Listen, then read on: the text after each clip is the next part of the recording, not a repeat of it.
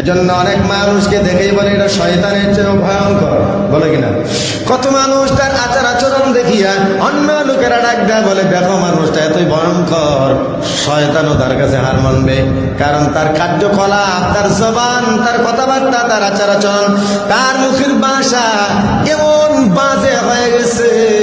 শয়তান মানুষ দেখে নাই, কিন্তু মানুষ শয়তানের কূট পরিকল্পনা শুনতে শুনতে মানুষ বুঝে এই কাজগুলো মানুষের না শয়তানের। কথা কন না কেন?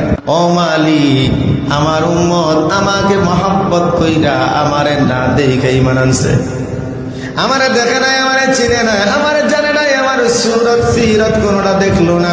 ও মালিক, এমন খলিজা ভরা মহব্বত যে বান্দা বান্দি আমারে দেখাইলো, আমার উপর দরুদ পাঠায় দিল, আল্লাহ আপনি তার উপর নগদে 10টা রহমত নাজিল করে দেন।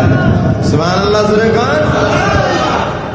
একবার দরুদ পড়লে ফায়দা এমন, রাসূল রওজা তারে ওখানে থেকে থেকে আপনার আমার দুরুদের হাদিয়া গ্রহণ করেন।